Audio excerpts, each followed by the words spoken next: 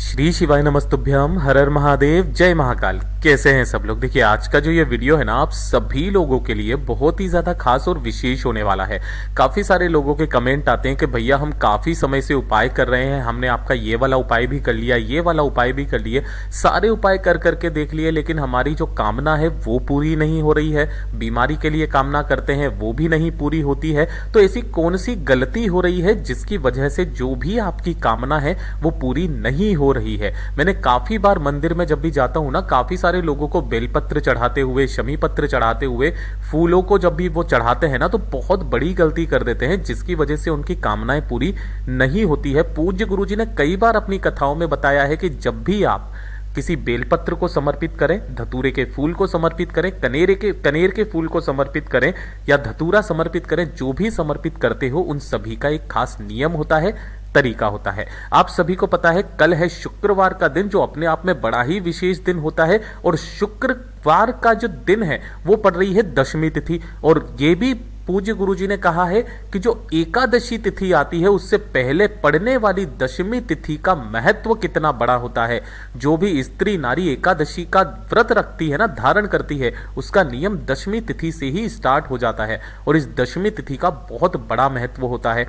अगर आप पूज्य गुरु जी की कथा में बताए गए अनुसार इस तरीके से आप बेलपत्र समर्पित करेंगे, 4 बेलपत्रों का ये उपाय है, आपकी जो भी कामना होगी ना पूरी जरूर होगी। और जिस कामना को बोल करके आप इन्हें रखेंगे ना, आपको वो जरूर मिलेगा। चाहे वो आपकी धन संपदा से संबंधित कामना हो, आपकी कोई विशेष हृदय की बात हो, या फिर आपकी नौकरी नहीं लग रही है, सर्विस नहीं हो रही है, पदोन्नति नहीं हो रही है ना, तो इस छोटे से उपाय को, 4 बेलपत्र वाले उपाय को निश्चय ही कल के दिन जरूर कीजिएगा।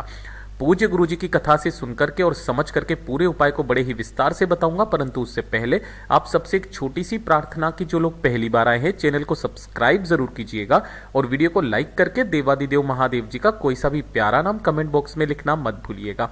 इस पूरे वीडियो के अंदर मैं आपको 4 तरीके के महा उपाय बताऊंगा जो कि आपकी कामना सिद्धि और कार्य सिद्धि के लिए होगा।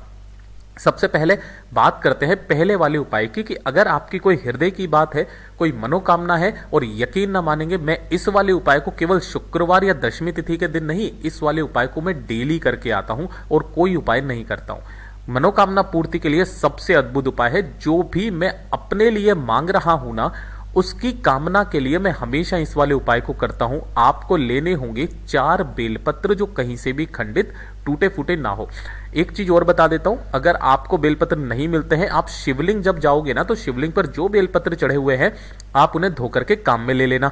लेकिन फिर से वापस आप एक गलती कर बैठते हो कि आप वहां से शमी पत्र उठाते हो, वो भी धो करके वापस चढ़ा देते हो, फूल भी उठाते हो, धो करके वापस चढ़ा देते हो। ये जो धो करके चढ़ाने का क्रम है ना, ये सिर्फ और सिर्फ बेलपत्र के साथ है।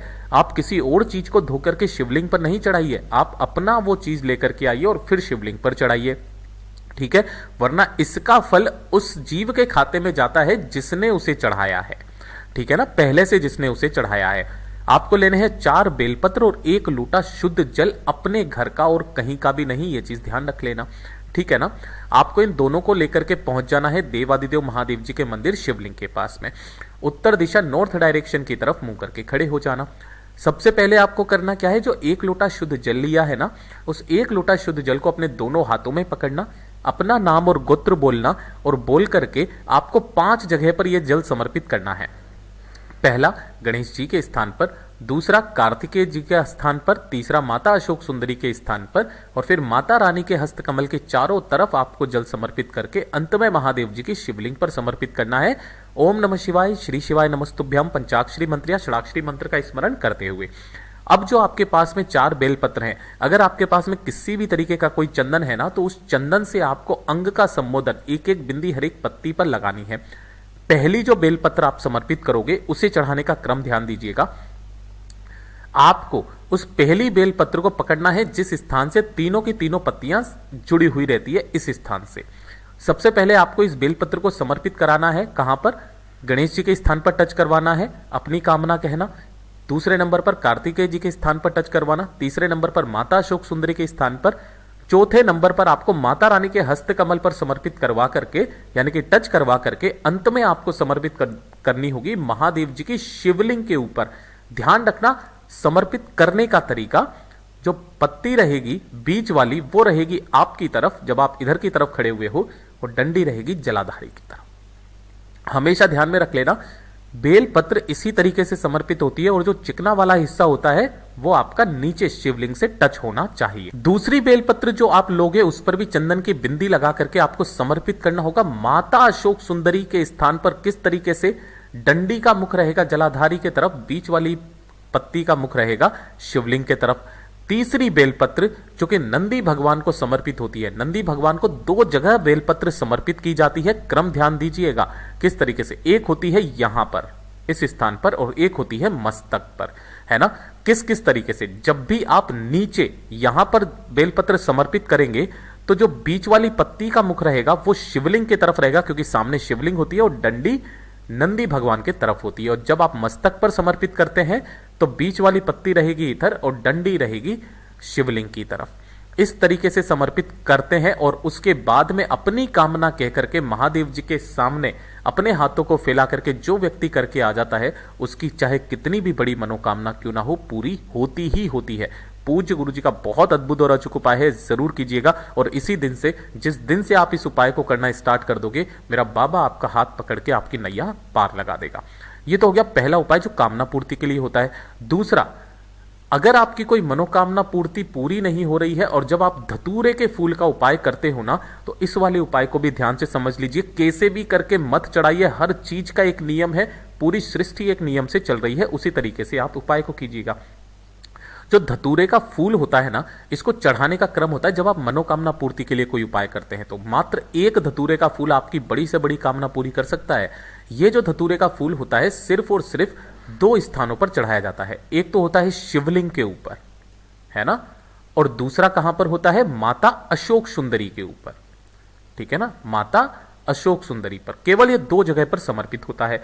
लेकिन इसको समर्पित करने का एक नियम, सबसे पहले जब भी आप कामना पूर्ति के लिए उपाय करते हैं, एक लोटा शुद्ध जल देवादिदेव महादेव जी को समर्पित करना, ओम नमः शिवाय श्री शिवाय नमस्तुभ्यम का स्मरण करते हुए, और उसके पश्चात जो धतूरा है जहां पर भी आप कामना पूर्ति के लिए चढ़ा रहे हो ना, उसका नियम, अगर आप इस वाले धतूरे को शिवलिंग के ऊपर चढ़ा रहे हो तो जो इसका खिला वाला भाग होता है वो आपको अपनी तरफ रखना है। अगर आप इधर हो तो खिला हुआ भाग रहेगा अपनी तरफ, डंडी रहेगी आपसे विपरीत दिशा में। किसके लिए बता रहा हूं ये मैं, धतूरे के फूल के लिए, ठीक है ना, इस तरीके से। और जब माता अशोक सुंदरी पर आप समर्पित करते हो तब इसका जो खिला हुआ भाग रहेगा वो रहेगा शिवलिंग के तरफ और डंडी रहेगी जलाधारी के तरफ।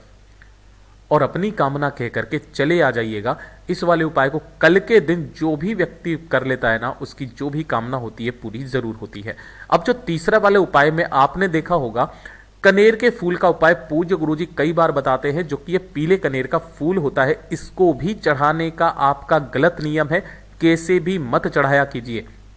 जैसे आपने धतूरे का फूल चढ़ाया है ना, ठीक उसी के विपरीत क्रम में कनेर का फूल चढ़ाया जाता है मनोकामना पूर्ति के लिए, कामना स्थिति के लिए, कार्य सिद्धि के लिए। एक लोटा शुद्ध जल पहले समर्पित करना होता है शिवलिंग पर। जब आप इसे ही, ये भी आपको दो स्थानों पर ही समर्पित करना होता है, या तो माता अशोक सुंदरी के स्थान पर या शिवलिंग पर।